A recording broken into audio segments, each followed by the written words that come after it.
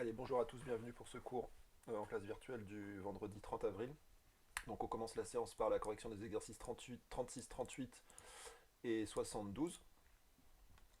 Alors pour l'exercice 36, on vous donnait cette figure, le segment AH qui est la hauteur du triangle ABC. Effectivement, il y a un angle droit ici. M qui est un point du côté AB, N qui est un point du côté BC. La droite MN qui est parallèle à la droite AC. Donc là, tout de suite, quand on voit ça, on pense au théorème de Thalès. Là, on voit bien deux triangles qui sont imbriqués l'un dans l'autre. Le triangle BMN et BAC. Là, bon, on voit pas enfin, même sans avoir lu la question, tout de suite, on voit qu'on a envie de faire Thalès dans cette configuration. Alors, on va voir si c'est utile. La longueur BN, on nous la donne. Donc BN, ici, c'est 8,4. 8,4. La longueur BC, elle vaut 12. Donc ça, c'est parfait pour faire le théorème de Thalès, puisqu'on va avoir BN sur BC est égal à, ça va être BM sur BA. C'est ça, oui, je dis pas de bêtises. Et on a aussi la longueur AH. Alors la longueur AH, bon, je ne vais pas le mettre ici, ça fait 4,5. D'accord. Alors, en fait, ici dans la correction, il nous calcule directement l'air en faisant AH, donc base, j'espère que vous vous souvenez de toute cette formule. Pour calculer l'aire d'un triangle, la formule c'est base fois hauteur divisé par 2. Moi j'avais appris cette formule-là en cinquième, là j'avais récité plusieurs fois à l'oral, base fois hauteur divisé par 2, base fois hauteur divisé par 2, c'est la formule pour calculer l'aire d'un triangle. Donc ça connaît par cœur quand même en troisième. Donc la base c'est BC, la hauteur c'est AH, on fait base fois hauteur, enfin hauteur fois base divisé par 2, ici ils ont fait, ça nous donne 27 cm². Ça c'est l'aire de ABC. Donc ça c'est la première question. La deuxième question, calculer l'aire de BMN. Alors pour calculer l'aire de BMN, alors on pourrait utiliser effectivement le théorème de Thalès et trouver la longueur. D'ailleurs ce serait un autre, ouais. En fait le théorème de Thalès ici, il n'est pas utilisé dans cet exercice, mais clairement il devrait l'être. En fait, le fait que les droites soient parallèles, ça vous donne que les longueurs des côtés sont proportionnelles. Et si les longueurs des côtés sont proportionnelles, c'est que vos triangles sont dans une situation d'agrandissement de réduction. Donc c'est ça qui manque ici, là c'est pour ça que j'ai mis une petite étoile, parce que c'est quand même bizarre, on fait tout cet exercice-là, on ne parle pas du théorème de Thalès, en fait le théorème de Thalès, il est là. Si BMN, en fait, dans cette correction, je trouve qu'ils n'ont pas justifié le fait que BMN est une réduction. Le fait qu'un triangle soit une réduction de l'autre, ça tombe pas comme ça du ciel. Pour moi, ça, il faut l'expliquer. Donc là, il y a un petit truc à rajouter pour moi. En effet, les droites. Alors, je fais peut-être des fautes, je corrigerai après. Hein. Je tape à la volée. Les droites MN avec un S et AC sont parallèles. Donc, d'après le théorème de Thalès, trop de fautes. D'après TH de Thalès, les longueurs des côtés de BMN et BAC sont proportionnelles. Les longueurs des côtés de BMN et BAC sont proportionnelles.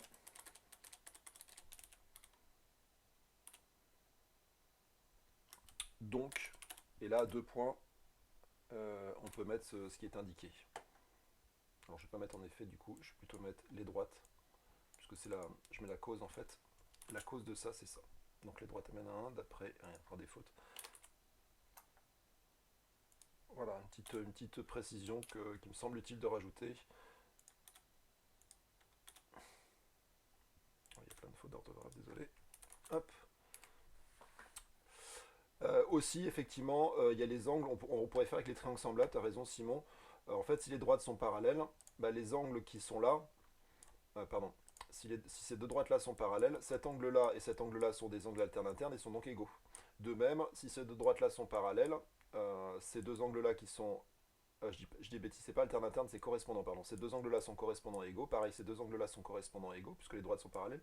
Et du coup, ça nous fait deux triangles qui ont deux angles 2 à 2 égaux, et donc c'est des triangles semblables. Et si c'est des triangles semblables, c'est des triangles qui sont dans une situation d'agrandissement de réduction.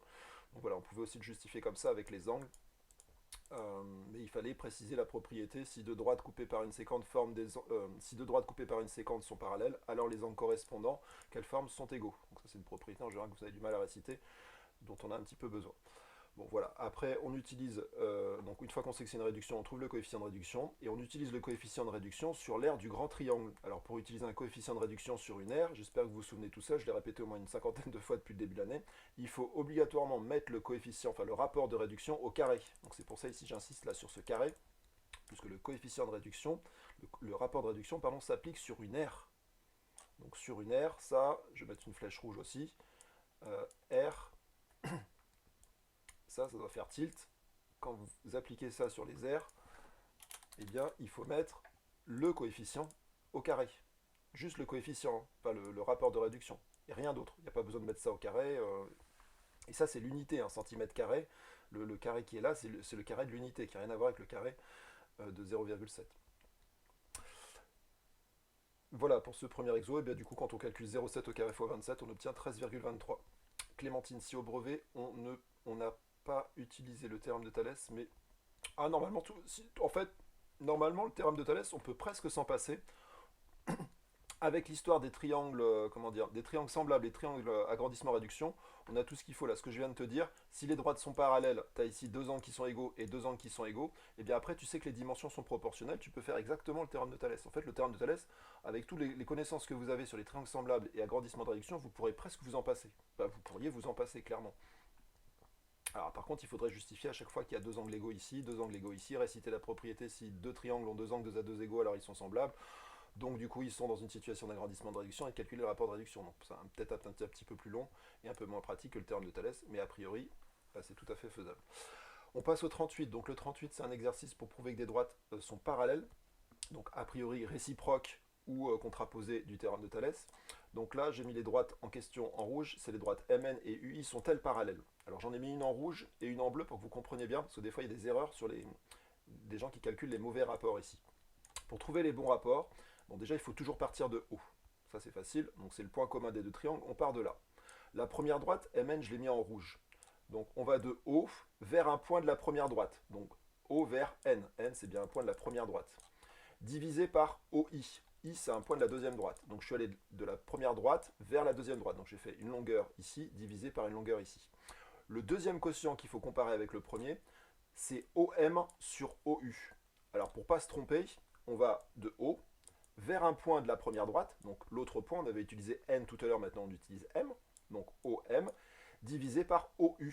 Pareil, je pars de haut et je vais d'un point de la deuxième droite. Donc je compare ces deux quotients. Là, je les ai mis en rouge. Regardez, les deux M et N, je les ai mis en rouge. Et U et I, je les ai mis en bleu. Et vous voyez, là, on a la droite MN qui se forme en haut et la droite UI qui se forme. Et c'est les deux droites que je vais étudier. Il ne faut surtout pas, par exemple, comparer... Qu'est-ce que vous pourriez faire comme bêtise ici? ON sur OI avec OU sur OM. Si vous inversez l'un des rapports, là c'est faux, puisque vous seriez en train d'utiliser le parallélisme des droites NU et MI, et c'est pas du tout ce qu'on veut ici. Si vous voulez savoir si les droites NU et MI sont parallèles, il faut comparer ON sur OI avec OU sur OM. Donc il faudrait inverser l'un des deux rapports. Et là, ça étudierait le parallélisme de cette droite-là, mais c'est pas du tout ce qu'on veut. Nous, on veut le parallélisme des droites MN et UI, donc il faut bien faire ON sur OU, le comparer avec OM sur OU.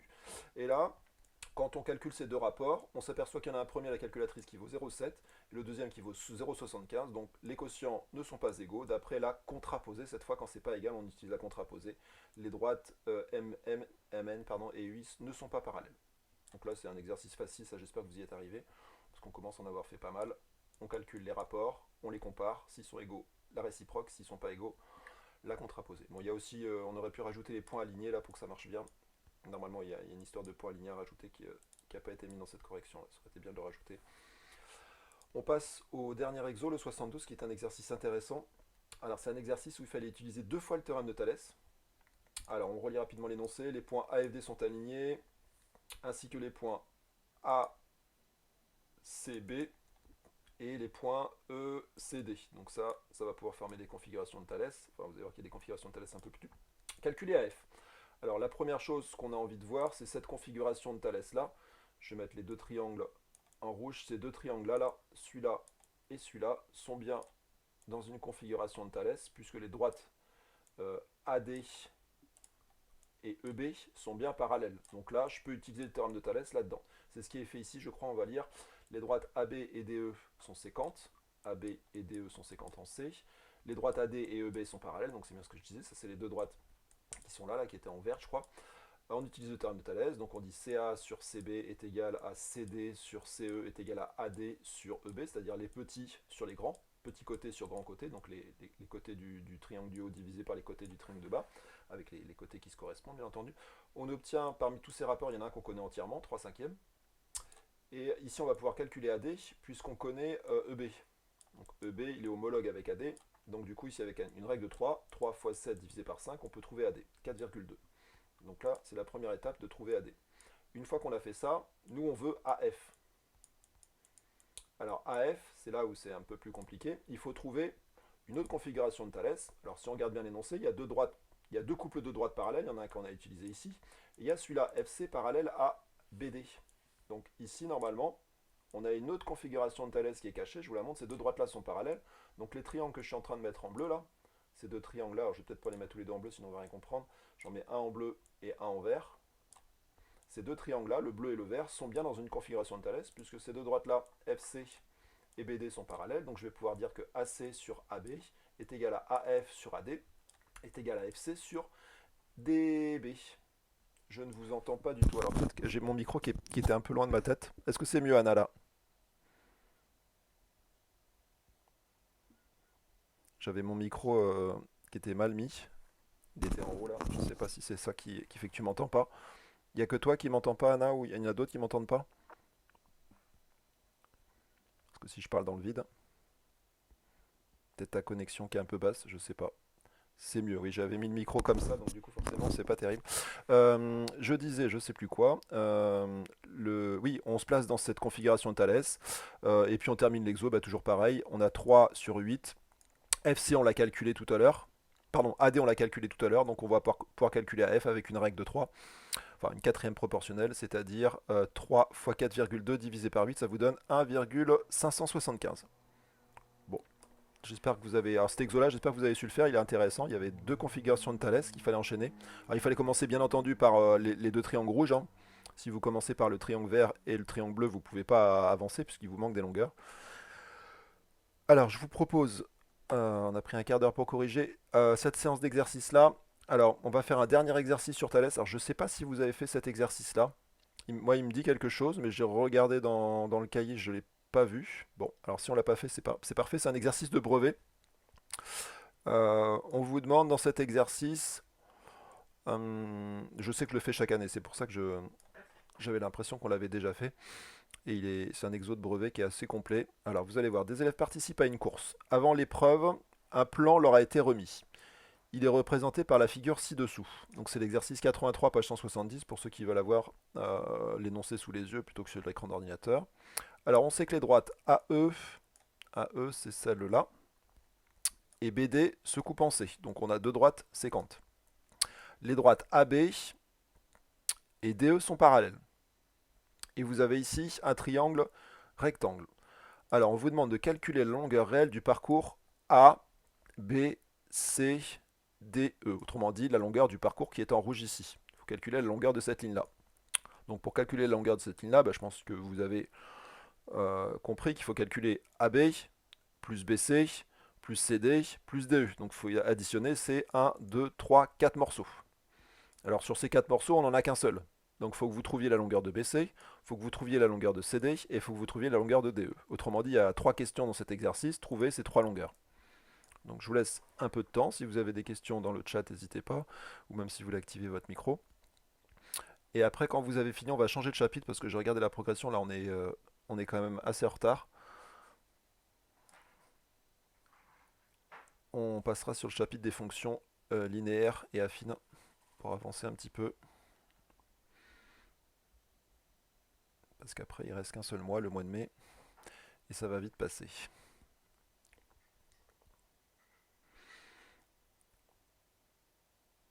C'est de la géo. Ça, c'est de la géométrie, oui. Je comprends pas très bien ta question, Pierce. C'est un exercice de géométrie qui utilise plein de choses. Ah, le prochain chapitre, c'est de la géo, d'accord, je comprends bien ta question. La géométrie, c'est plutôt du numérique. Pardon, les fonctions, c'est plutôt du numérique, plutôt du calcul.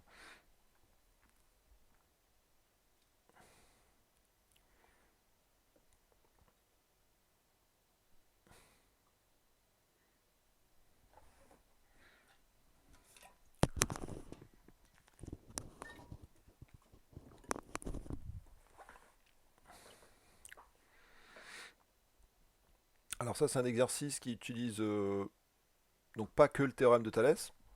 D'ailleurs, on pourrait presque le faire sans utiliser le théorème de Thalès, toujours pareil. Je pense qu'on pourrait même s'amuser à le faire avec de la trigonométrie. Mais je vous dis tout de suite, le but là, c'est pas de le faire avec de la trigonométrie, hein. On pourrait le faire comme ça, mais là, le but, c'est plutôt d'utiliser le théorème de Thalès et un autre théorème. Alors, je pense que quand vous avez ici BC et vous avez ce triangle-là, j'espère que vous y avez pensé. Vous avez dit un triangle rectangle et vous connaissez deux longueurs, vous cherchez la troisième. Ça doit tout de suite faire tilt. C'est des configurations clés en mathématiques. Vous devez tout de suite penser ici au théorème de Pythagore pour trouver BC. Donc si vous n'y avez pas pensé, bah, je vous le dis pour décoller quand même dans l'exercice. On doit calculer BC, on doit calculer CD, on doit calculer DE. Bon, a priori, pour calculer cette longueur-là, c'est tout bête, c'est le théorème de Pythagore dans ce triangle-là. Donc ça va assez vite. Vous vous placez dans ce triangle, vous utilisez le théorème de Pythagore, et vous essayez de me trouver BC. Et puis après, bah, pour ceux qui sont bloqués, je peux donner une autre indication. Pour ceux qui ne veulent pas d'indication, bah, vous pouvez couper les enceintes. Je vous donne une autre indication. Donc bien entendu, vous avez ici, normalement ça vous saute aux yeux, une configuration de Thalès avec les triangles CAB et CDE. Les droites qui sont là sont bien parallèles. Donc vous pouvez calculer les longueurs qui vous manquent grâce au théorème de Thalès. Et puis après, tout additionner pour trouver la longueur du parcours rouge. Allez, je vous laisse un peu de temps. Puis je vais faire des petits sondages pour. Je vais commencer par BC pour voir comme ça si vous avancez, enfin où est-ce que vous en êtes. C'est pas pour vous évaluer ni pour vous fliquer, c'est juste pour voir si je peux commencer à corriger.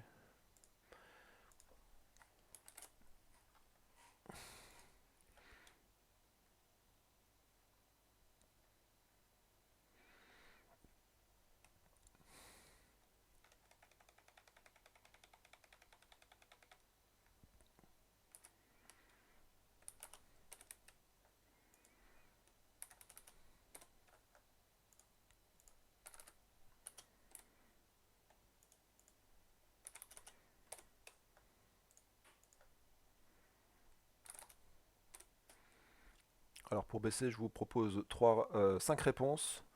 450 mètres, 500 mètres, 550 mètres, 600 mètres ou 650 mètres.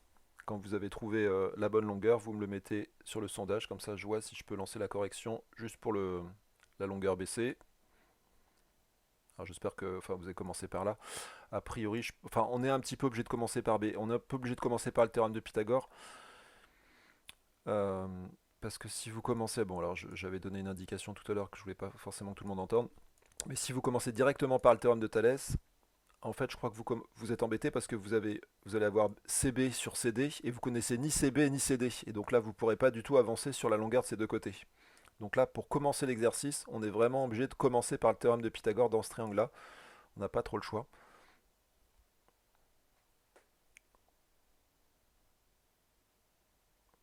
Sinon on est bloqué.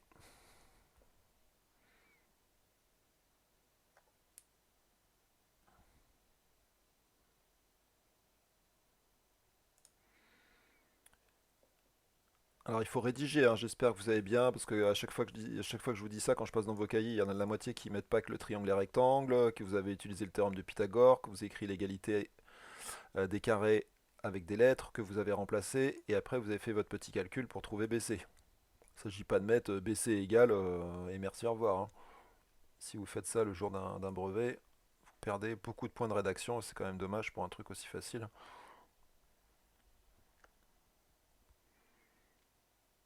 Alors j'ai 12 bonnes réponses pour l'instant, 13 bonnes réponses. Il me manque Gustave, Paul et Pierce et Travis. Je sais pas si vous êtes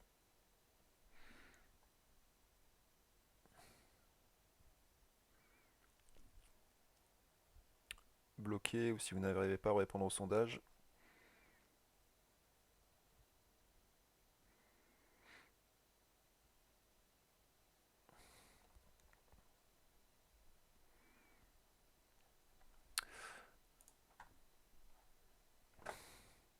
Pardon. Hop. Alors pour les Pierce ça marche pas. Vous êtes bloqué. Vous ne trouvez pas. Parce que j'ai 14 bonnes réponses. Là je suis un peu surpris que vous ayez toujours pas trouvé ça. Juste baisser avec le théorème de Pythagore. Le 83, c'était...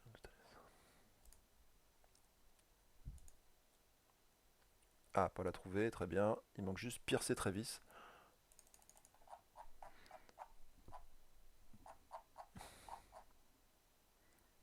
Alors, je regarde quoi. Alors, vous avez trouvé. Je laisse encore une. Ouais. Donc, la bonne réponse, félicitations bah, presque à tout le monde. Il y en a juste deux qui se sont trompés là. Je vous mets les réponses. Enfin, je vous affiche vos réponses. Il y a 15 bonnes réponses. Et il y en a trois qui se sont trompés et deux qui n'ont pas répondu. Effectivement, c'était 500 mètres. En fait, quand vous avez un triangle comme ça, c'est un grand classique. Quand vous avez un 3-4, un 3-4, le troisième côté, c'est toujours 5. Donc si vous avez 300, 400, bah, le troisième côté, c'est toujours 500. Et la rédaction qu'il fallait écrire, c'était... Ah, pardon, je me plante. C'était ça. Donc, calcul de BC, on utilise le théorème de Pythagore dans un triangle rectangle. Et on obtient ça. Donc voilà ce que ça donne pour la première étape de cet exercice, BC avec le théorème de Pythagore. Donc maintenant, il vous reste à calculer CD et DE. Donc je vous laisse terminer l'exo. Et après, bien entendu, il faudra tout additionner pour trouver la longueur du parcours, hein.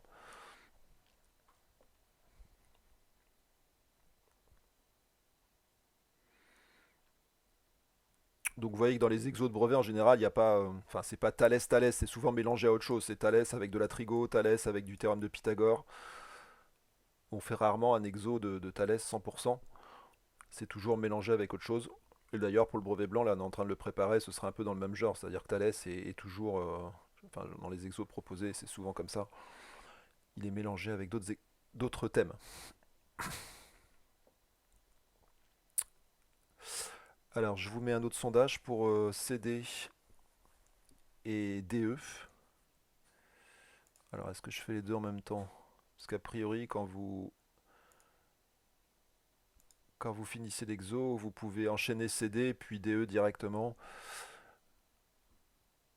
Alors, je regarde la réponse et je vous propose... Hmm.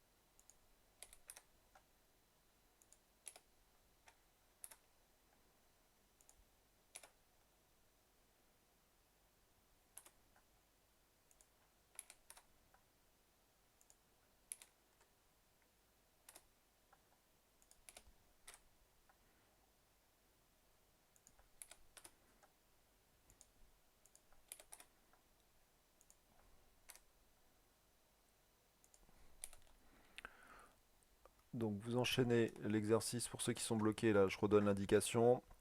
On utilise le théorème de Thalès dans ces deux triangles, donc on précise que les droites AB et DE sont parallèles. On utilise le théorème de Thalès donc dans cette configuration-là formée par les triangles CAB et CDE, donc on dit les droites AE et BD sont séquentes en C, les droites AB et DE sont parallèles, on utilise le théorème de Thalès, et puis on écrit l'égalité. Donc pour ceux qui n'ont toujours pas commencé, là je vous donne une grosse indication, ça fait CA sur CE. Donc je pars toujours du point C, là, le point central de la figure, ou le point commun des deux triangles. Je pense que c'est toujours une bonne idée de partir de là. Donc CA petit côté sur grand côté, CE est égal à CB sur CD est égal à AB sur DE. Et puis après, vous terminez l'exo avec une quatrième proportionnelle. Vous avez normalement les deux longueurs qui tombent, la longueur CD et la longueur DE. Je vous rappelle que vous avez trouvé BC à la première question. Donc là, BC, il va falloir le réinjecter dans vos longueurs. Vous connaissez maintenant, hein.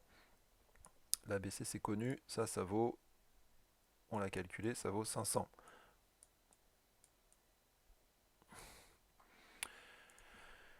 Alors, je vous propose 5 réponses. Je regarde que j'ai pas mis deux fois la même réponse parce que ça, c'est mon dada.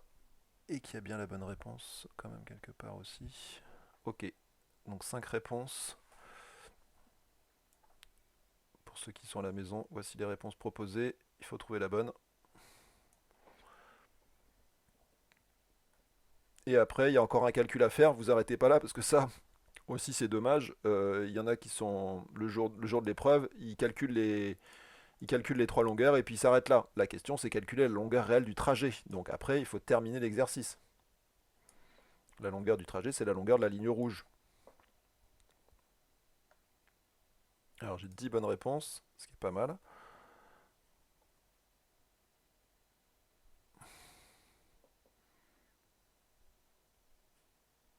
Alors Yago, tu t'es trompé, je sais pas ce que t'as fait.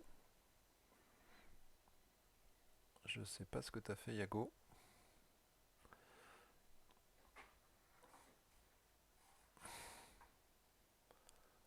Donc je répète, hein, les quotients que vous devez écrire, c'est CB sur CD. Pardon, CB sur CD, oui c'est ça. CB sur CD est égal à CA sur CE est égal à AB sur DE. Et après, vous remplacez dans cette grosse égalité de trois quotients les longueurs que vous connaissez. Donc il y a 300, 400, 500 et 1000. Et puis vous calculez ce qui vous manque, c'est-à-dire CD et DE. Alors il y a 14 bonnes réponses, ce qui est pas mal. Donc là, il faut rédiger un pareil. J'espère que vous avez bien nommé les droites séquentes, nommé les droites parallèles, dit que vous avez utilisé le terme de Thalès, et puis faire les calculs pour trouver CD et DE. Alors, qu'est-ce qui n'a pas répondu? Titouan, Trévis.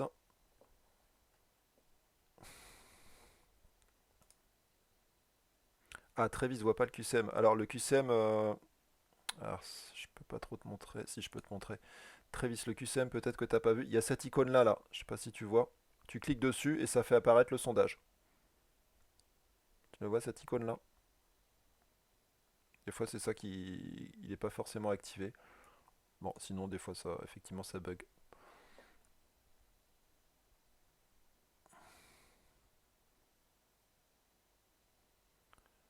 Je, je comprends rien de ce que tu as écrit, Pierce. Là, ce n'est pas la contraposée. Ah ben non, la contraposée, Pierce, c'est pour prouver qu'il y a du parallélisme. Enfin, c'est pour prouver que des droites ne sont pas parallèles. Donc là, si c'est des questions de parallélisme, est-ce que la droite machin est parallèle avec la droite bidule? Tu vas utiliser soit la réciproque de Thalès, soit la contraposée. La réciproque te prouve que c'est parallèle et la contraposée te prouve que c'est pas parallèle. Là, la question, c'est calculer des longueurs. Donc des longueurs, c'est pas du tout une question de parallélisme. Donc là, on n'est pas du tout sur la thématique réciproque et contraposée, hein. Ce n'est pas la contraposée, pas du tout. Bah, en fait, des exos sur la contraposée et la réciproque, il y en a plus beaucoup. Je t'avoue que j'en cherchais dans le livre et j'en trouvais plus. Et puis c'est quand même pas la majorité des questions que vous avez au brevet, hein. En général, sur le thème de Thalès, vous avez plus souvent des calculs de longueur que des questions est-ce que c'est parallèle. Alors ça arrive qu'il y ait des questions de parallélisme, mais plus souvent on utilise le théorème de Thalès pour calculer des longueurs. Je vous mets la correction puisque vous êtes quand même... Ah bah vous avez tous répondu en tous les cas, c'est chouette, donc ça veut dire que le sondage fonctionne. Par contre, je vous affiche vos réponses, il y a 15 bonnes réponses sur 20. Donc la bonne réponse, effectivement, c'était 1250. Donc félicitations à Anaïs, Clémentine, Enora, Gustave, Jules, Léa, Marie, Mathéo, Mila, Paul, Pierre, Simon, Titouan et Zoé qui ont bien répondu. Je vous mets la correction pour ceux qui se sont trompés, puis même pour ceux qui ont réussi, parce que peut-être que vous êtes allé un peu vite dans la rédaction. Alors je réduis l'énoncé, là il n'y a plus besoin de l'énoncé. Hop, ça je le remonte. Donc pour calculer les longueurs, on utilise donc... alors, je sais pas comment agencer tout ça. Le théorème de Thalès nous donne ça. Voilà, et on termine l'exo. Bon, j'ai pas fait de QCM pour la fin. Quand vous additionnez vos 4 longueurs, vous tombez sur 2800 mètres. Et là, ils l'ont mis en kilomètres, ça fait 2,8 km. Donc le théorème de Thalès, comme je vous disais, le quotient des 3 longueurs. On remplace, on calcule. On avait 400 sur 1000 qui nous donne en fait, pour qu'on puisse faire le théorème de Thalès, il faut qu'il y ait un moment qui est les deux longueurs qui soient l'une sur l'autre. On en connaisse au moins quelque part, qu'on connaisse entièrement un rapport en fait. Et là, le rapport qu'on connaît entièrement, c'est CA sur CE. Donc c'est celui-là qui permet de trouver du coup CD et qui permet de trouver DE avec une règle de 3. Bon, ça je vous avais déjà expliqué plusieurs fois. Pour trouver DE, c'est ça fois ça divisé par ça. Et pour trouver CD, c'est ça fois ça divisé par ça. Donc là, vous pouvez vous passer de cette ligne-là. Celle-là, ça me dérange pas du tout. Si vous l'écrivez pas, vous pouvez le mettre directement. La quatrième proportionnelle. Alors il y a une petite remarque aussi, on pouvait aussi utiliser le théorème de Pythagore dans le triangle CDE. Ah oui, effectivement, une fois qu'on a trouvé DE, on aurait pu calculer CD avec le théorème de Pythagore. Bon, ça aurait été un petit peu fastidieux, parce que ça aurait rajouté une étape avec un théorème encore à utiliser. 2,8 km, je coupe le sondage, et vous pouvez passer donc à l'exercice que j'avais mis ici. On voit plus. C'est vu au cycle 3, page 98 si vous avez terminé. Vous prenez votre livre à la page 98 et vous commencez ça. Je remets la correction quand même pour ceux qui n'ont pas eu le temps de finir, ou pour ceux qui veulent vérifier s'il leur manque des petites choses. Donc les droites séquentes, les droites parallèles, l'égalité des trois quotients. On remplace quatrième proportionnel, on trouve C2. On remplace quatrième proportionnel, on trouve DE. Et après ça, bah, vous n'êtes pas obligé de le copier. Ça, c'était une parenthèse. Ça, c'est pas du tout nécessaire. Et après, ça, par contre, il faut bien avoir fait ce petit calcul-là. 300 plus 500 plus 1250, on trouve 2800 mètres, ce qui fait 2,8 km et qui termine l'exercice. Voilà. Donc, vous voyez que c'est un exercice qui paraissait assez compliqué, mais au final, ça utilise des choses très simples. Théorème de Pythagore et théorème de Thalès. Et on trouve les trois longueurs qui nous manquent. Et ça se fait très bien. Donc ça, c'est un exercice que vous devez être capable de faire tout seul. Là, je vous ai peut-être un peu guidé aussi.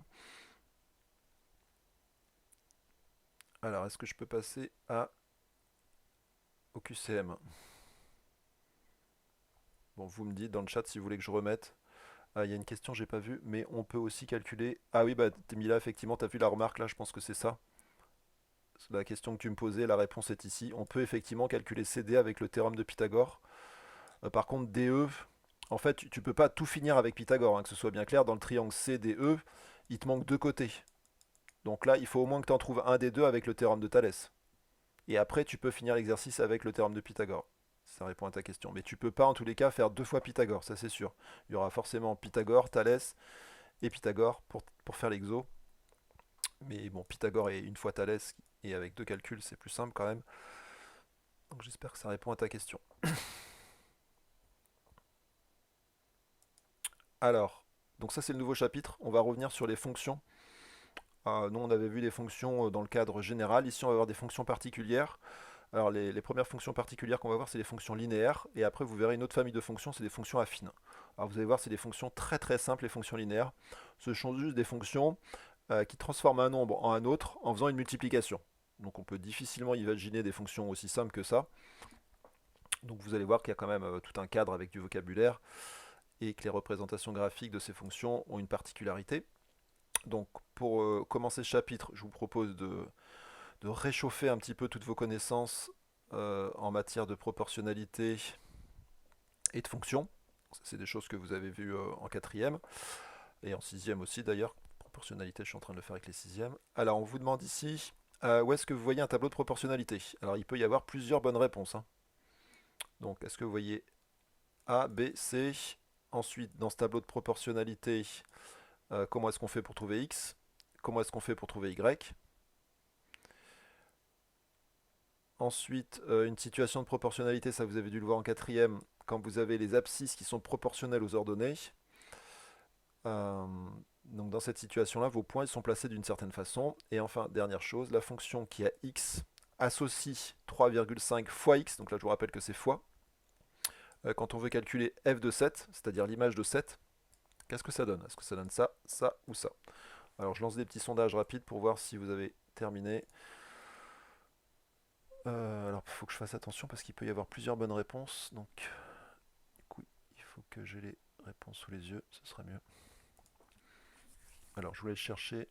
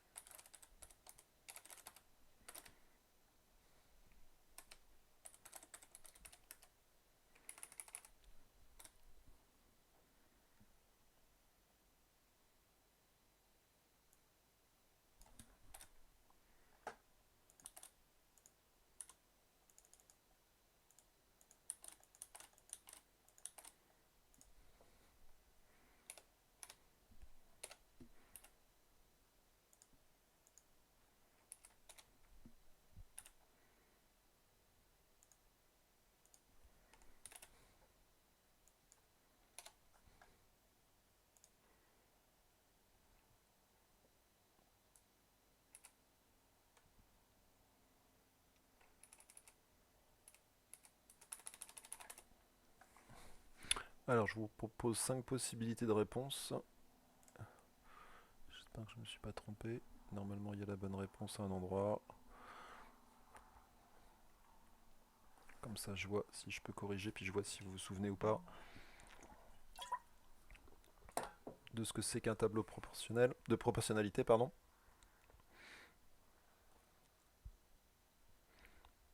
Alors, qu'est-ce que c'est qu'un tableau de proportionnalité? Pour ceux qui ne se souviennent plus, un tableau de proportionnalité, c'est un tableau où je peux passer de la première ligne à la deuxième en multipliant toujours par un même nombre. Donc, autrement dit, on est en train de vous poser la question, est-ce qu'ici, il existe un nombre qui permet de passer de la première ligne à la deuxième avec une multiplication, hein? Est-ce que ce nombre-là existe? Alors, si ce nombre-là existe, il est forcément constitué du quotient du nombre du bas par le nombre du haut. Donc en gros, on est en train de vous poser la question, est-ce que quand je divise le nombre du bas par le nombre du haut, est-ce que j'obtiens toujours la même chose? Alors il faut faire attention parce que quand il y a des zéros, ce que je dis ne fonctionne pas. Par exemple, si vous avez deux zéros l'un en dessous de l'autre, le nombre k existera, mais vous ne pourrez pas le trouver. Donc mis à part les situations où il y a des zéros, on vous demande est-ce que le nombre du bas divisé par le nombre du haut, est-ce que ça fait toujours la même chose dans votre tableau?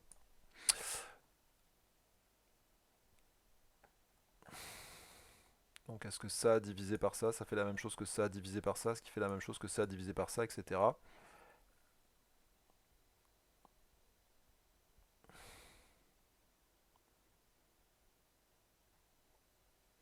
Alors j'ai 5 personnes qui n'ont pas répondu.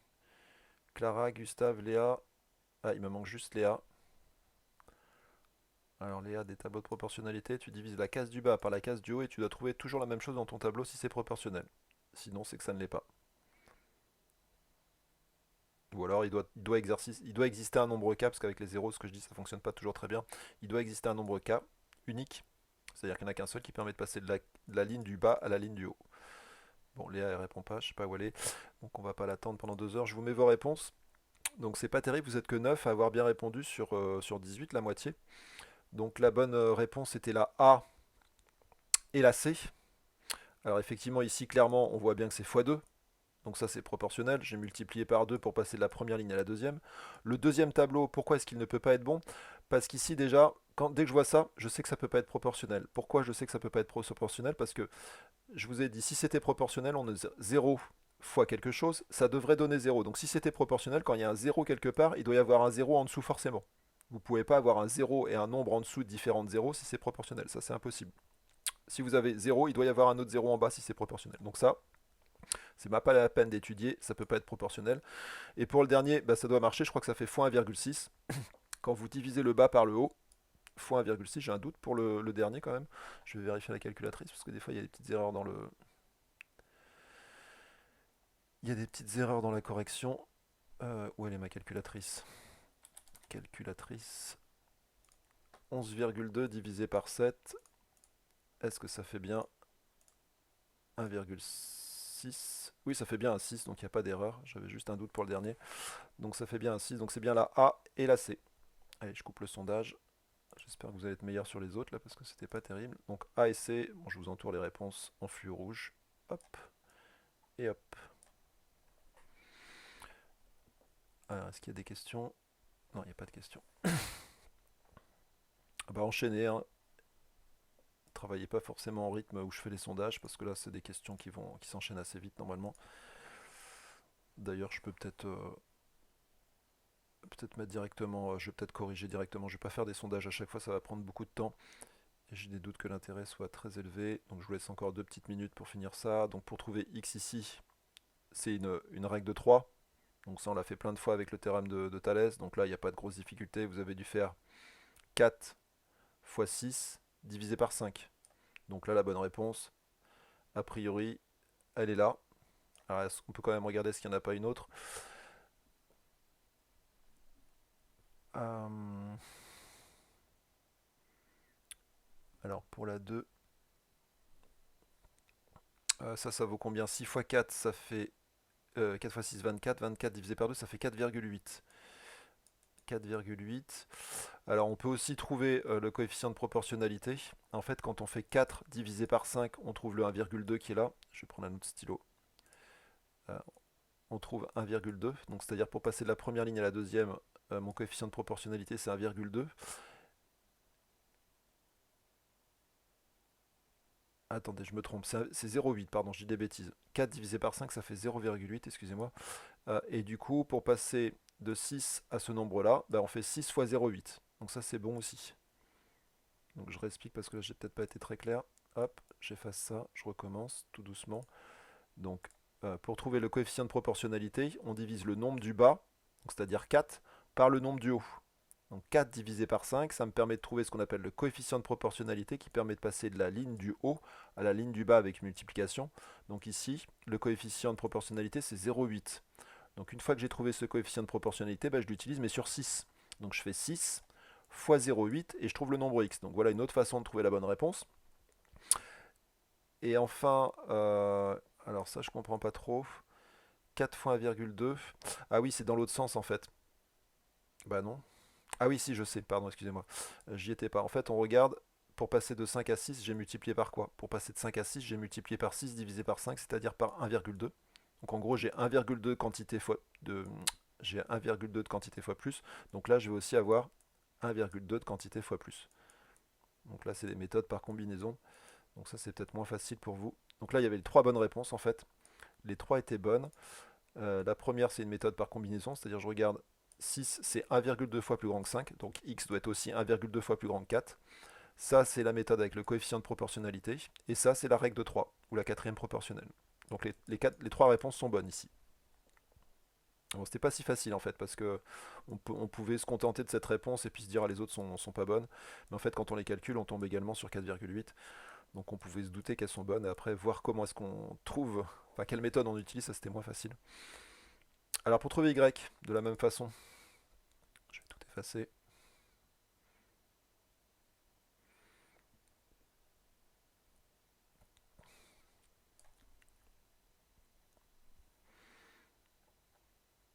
Alors pour trouver y, on utilise un peu les mêmes méthodes. Donc on peut faire la quatrième proportionnelle. Donc pour faire la quatrième proportionnelle, bah, cette fois vous oubliez cette colonne. Vous faites comme si elle n'existait pas. Donc pour trouver y, qu'est-ce que vous faites? Bah, vous faites 5 fois 10 divisé par 4. Et vous tombez sur celle-là. D'accord. Après vous pouvez aussi travailler, je ne sais pas si je vais trop vite là. Vous pouvez aussi travailler par combinaison. Donc 4, 10 par rapport à 4, c'est combien de fois plus grand? Bah, c'est 2,5 fois plus grand. Je sais pas pourquoi je prends ce stylo là. 2,5 fois plus grand. Donc du coup ici, bah, ça va être aussi 2,5 fois plus grand. Donc effectivement, la A et la B ont l'air d'être bonnes. Et la dernière, alors la dernière, bah, quand je calcule, j'ai 8 et ici j'avais 12,5. Donc ça je suis sûr que c'est faux puisque ça donne pas la bonne réponse. Ça fait 8. Et ça faisait 12,5. Donc ça, j'ai pas besoin de réfléchir à essayer de trouver une méthode. En fait, pour que ça marche, si je peux quand même réfléchir un petit peu, il aurait fallu mettre à la place du fois, il aurait fallu mettre un divisé. Si à la place du fois, ils avaient mis un divisé, on aurait utilisé le coefficient de proportionnalité qu'on avait vu dans l'autre sens, qu'on avait trouvé précédemment, mais dans l'autre sens, et ça aurait marché. Mais là, ils ont mis un fois, donc c'est pas bon. Alors ça, vous l'avez vu en quatrième normalement. Quand vous êtes dans une situation de proportionnalité, bah ça j'espère que vous en souvenez, vous avez vos points qui sont, comment dire, positionnés d'une certaine façon. Et ça, c'est écrit dans vos cours de quatrième. Vos points, ils sont alignés avec l'origine. Oui, c'est ça, Clémentine, effectivement, ils sont alignés. Et en plus, il faut qu'ils soient alignés avec l'origine. Donc là, ils sont alignés, mais ils ne sont pas alignés avec l'origine. Donc là, la bonne réponse, félicitations à ceux qui ont mis la A, effectivement, c'est ça. Une situation de proportionnalité, c'est forcément des points alignés avec l'origine. Alors, qu'est-ce qui est proportionnel? C'est les abscisses. Là, les petits nombres que je trouve ici, c'est-à-dire 1, 2 et 3, qui sont proportionnels aux ordonnées, c'est-à-dire le nombre que je lis là, le nombre que je lis là, 5, et le nombre que je lis là. J'ai l'impression que c'est 2,5, 5 et 7,5. Ça va 2,5, ici ça va de 1 en 1, et là ça va de 2,5 en 2,5. Et d'ailleurs il y a 0, 0 qui peut aussi, qui est tout à fait à mettre dans les valeurs. Donc les nombres 0, 1, 2 et 3 sont proportionnels aux nombres 0, 2,5, 5 et 7,5. Parce que les points sont ici alignés avec l'origine quand je les place dans un repère. Et la dernière question, alors je vais lancer un petit sondage, tiens, pour voir un petit peu, parce qu'il y en a qui ont envie de me répondre, qui ont envie de me donner les réponses. Est-ce que vous avez trouvé, bon a priori là il n'y aurait qu'une seule bonne réponse, puisqu'on ne peut pas trouver deux résultats différents. Donc là je ne mets pas de combinaison. Alors est-ce que c'est la A, la B ou la C?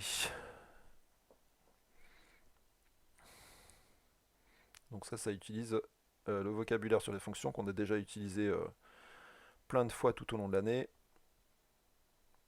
Donc c'est la fonction qui a x associe 3,5x. Donc elle transforme le nombre qu'on met au départ en le multipliant par 3,5 pour avoir le nombre d'arrivée, donc le nombre image.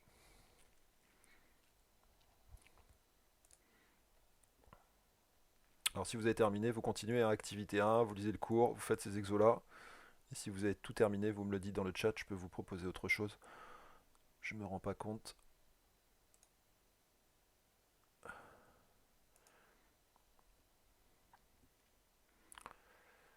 Alors il manque Jules, Léa et Anaïs qui n'ont pas répondu au sondage. Et Trévis aussi.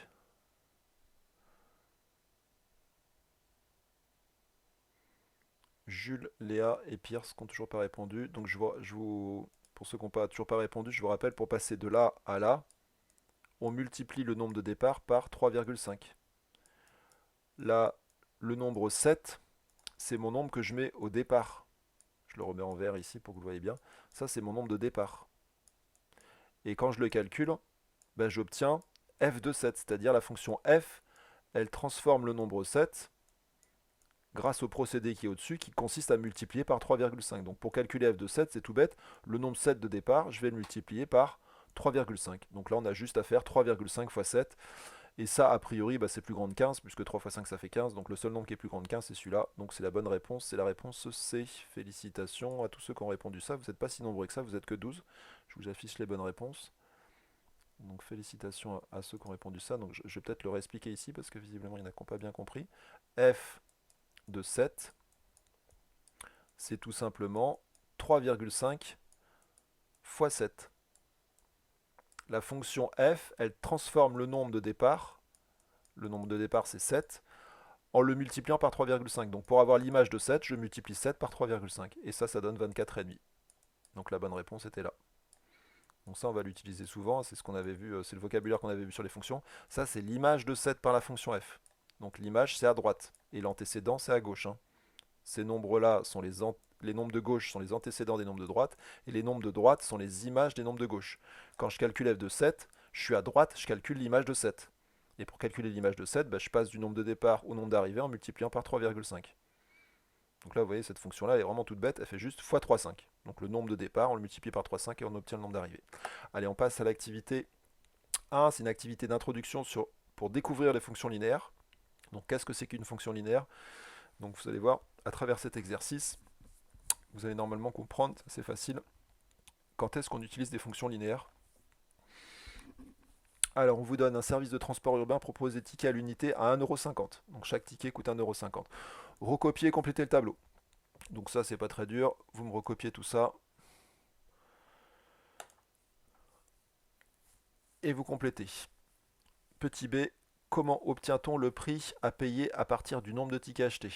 Que peut-on dire du tableau précédent?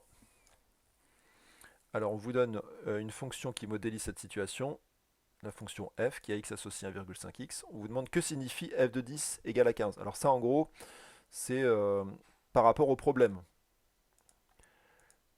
Ici, en fait, par rapport à la situation avec le train.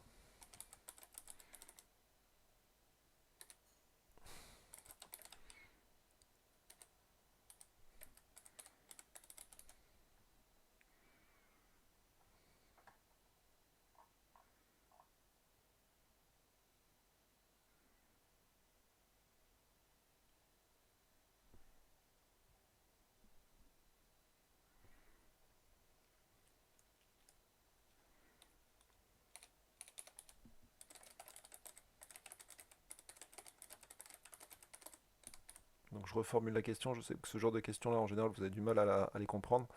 Donc quand on vous demande que signifie f de 10 égale à 15, c'est une phrase par rapport à la situation avec les tickets, avec un S, et le prix.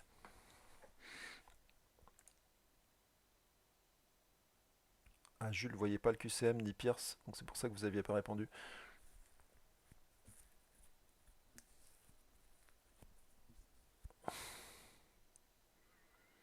Alors, je vous laisse recopier, pardon, oula, qu'est-ce que j'ai fait? Recopier et compléter le tableau. Ça, c'est vite fait. vous me refaites un petit tableau comme ça vite fait et vous complétez. Ça c'est très facile.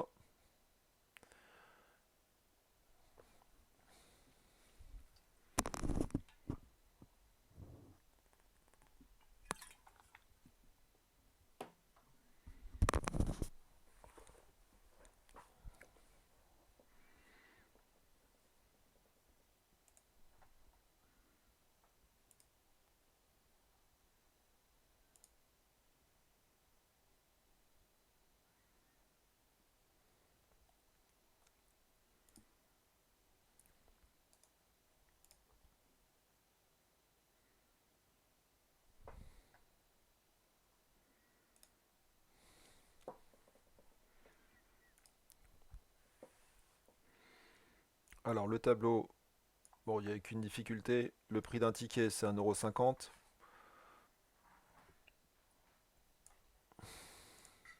Alors je lance un petit sondage pour savoir si vous avez fini le tableau, que je puisse corriger. Je puisse corriger le A au moins. Est-ce que vous avez fini le tableau? Alors fini et vous l'avez complété bien sûr, hein. Donc ça va assez vite, il n'y a qu'une difficulté, c'est juste le temps de le faire.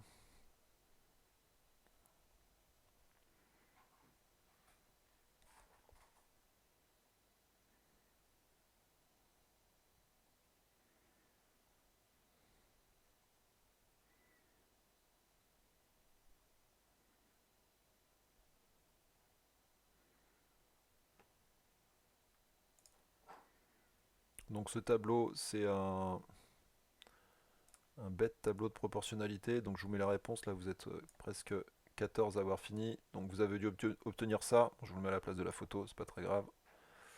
Donc on passe de la première ligne à la deuxième, je pense que tout le monde a compris, en multipliant par 1,5, puisque le prix d'un ticket c'est 1,5. Là c'est très facile. 1,5 €, pardon. Donc je multiplie par 1,5. Ensuite, petit b. Comment obtient-on le prix à payer à partir du nombre de tickets achetés? Que peut-on dire du tableau précédent? Bon, ça aussi, je pense pas qu'il y ait de grosses difficultés. Comment est-ce que j'obtiens le prix? Bah, je vous ai donné la réponse, c'est écrit là. J'obtiens le prix en multipliant par 1,5. Donc là, pas de grosses difficultés sur cette question. Comment obtient-on le prix à payer à partir du nombre de tickets? On multiplie le nombre de tickets par 1,5.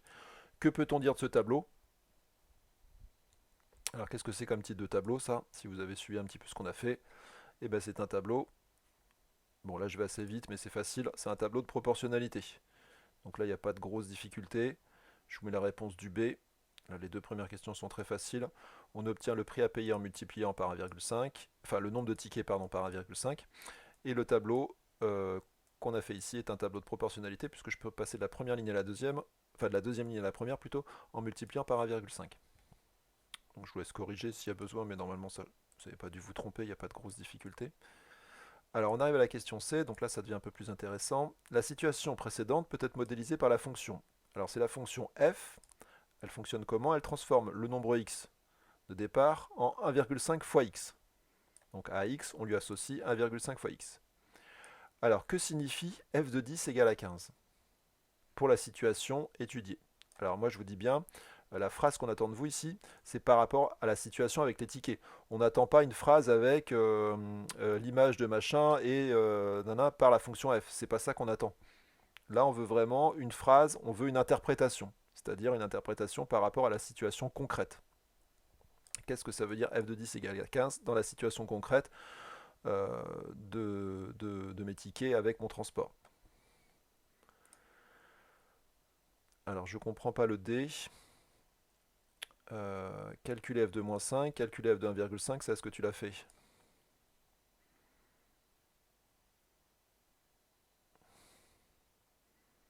Oui. Peut-on interpréter ces résultats? Est-ce que tu peux refaire la même chose que ce qu'on a fait ici? Est-ce que tu peux remettre du lien avec la situation des tickets et du prix?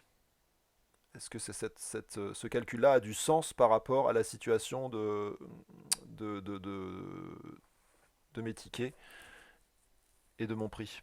Donc c'est ça qu'on veut de toi. Est-ce que tu peux refaire la même chose que là? Est-ce que tu peux refaire la même type de phrase que tu avais fait ici?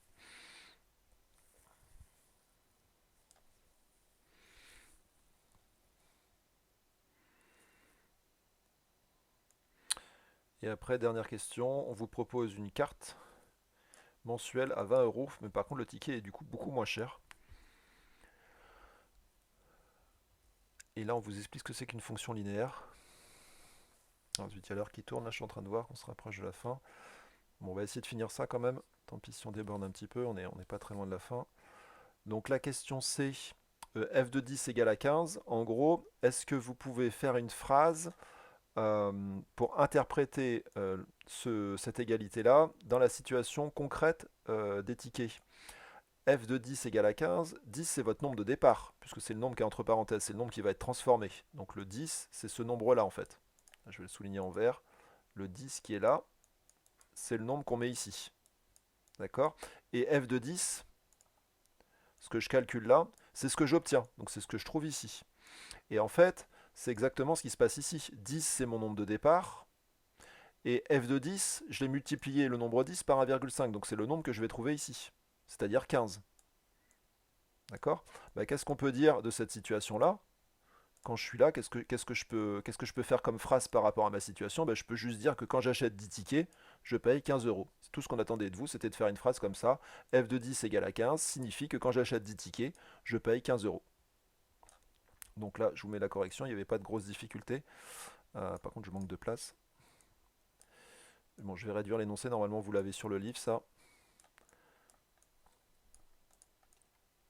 Je vais privilégier la correction en gros quand même. Non, je suis passé à la question D, pardon, mais vous n'avez rien vu. Donc f de 10 égale à 15 signifie que pour 10 tickets, on paye 15 euros. Après, on vous demande de refaire pareil avec f de moins 5 et f de 1,5.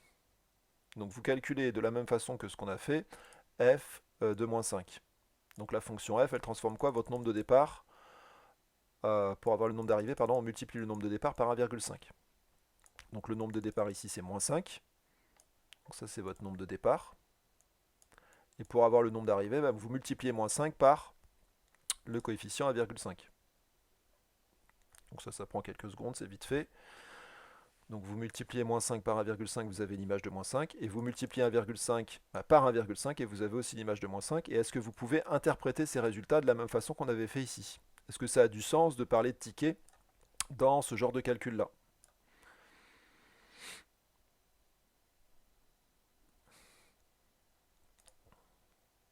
Alors je vous mets la correction du D, j'accélère un petit peu parce que l'heure tourne. Pour le D, alors les calculs donc ils sont tout bêtes, il suffit juste de multiplier les nombres de départ. Bon, désolé si je vais un petit peu vite. Hein. Le nombre de départ moins 5, on le multiplie par 1,5 et on obtient moins 7,5.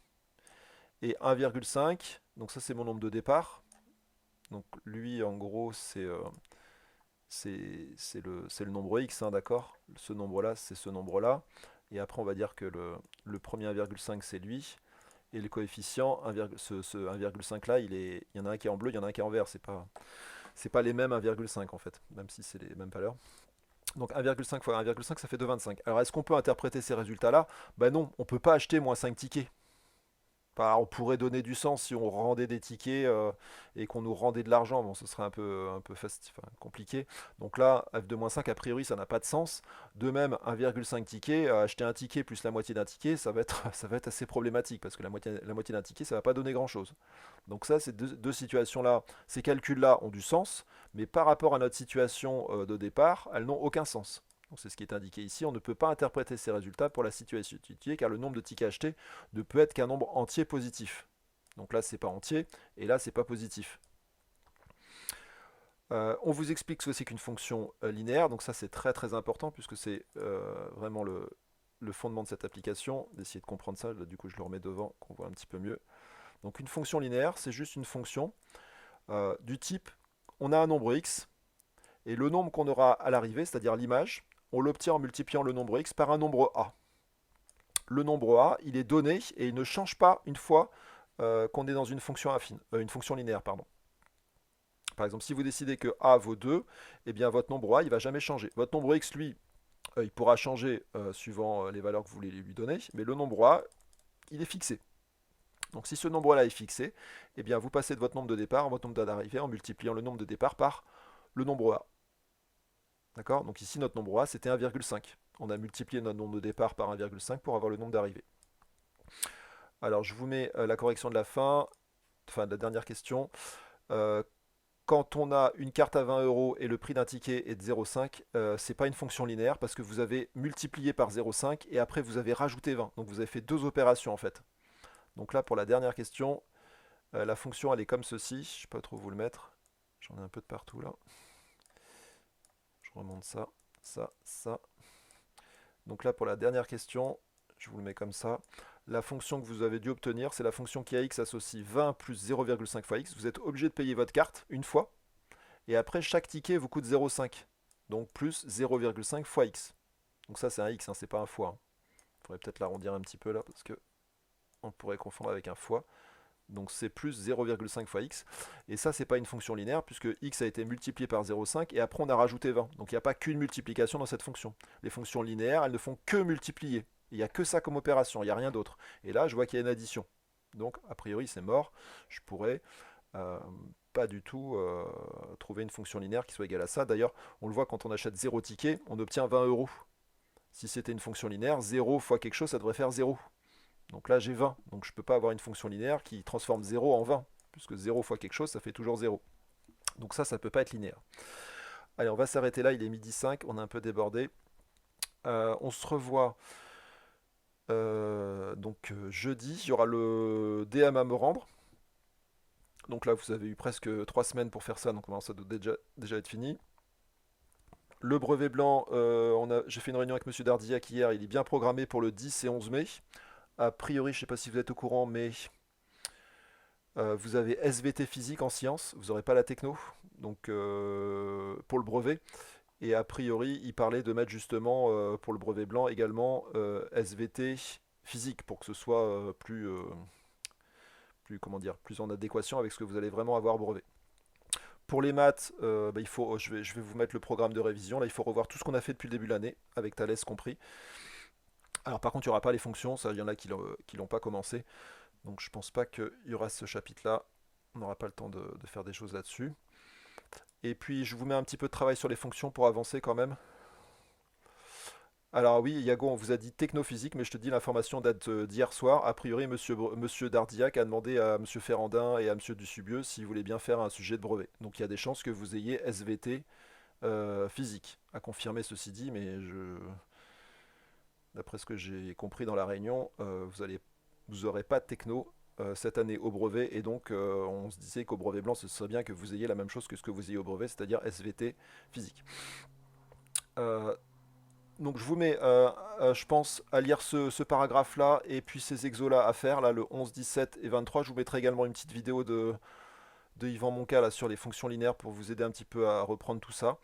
Et je vous dis à jeudi, en réel cette fois, on se reverra. Il y aura des probas, oui. Tout ce qu'on a vu depuis le début de l'année. Donc les probas, ça y est. Tout sauf les fonctions, a priori, mis là. Je vais vous remettre le programme de révision si vous voulez dans Pronote. Mais a priori, il suffit juste de tourner les pages de ton cahier, tous les chapitres qu'on a vus depuis le début de l'année. Sauf les fonctions. Donc je me souviens plus, on a vu les fonctions, on a vu les probas, on a vu Thalès, on a vu la trigo, les triangles semblables, les agrandissements réductions. Et peut-être que j'oublie des chapitres, il faut revoir tout ce qu'on a vu. Allez, je vous souhaite une bonne journée. Et Nora me dit au revoir. Donc c'est qu'il est temps de se quitter. Et à jeudi prochain, dans la vraie vie. Allez, ciao ciao.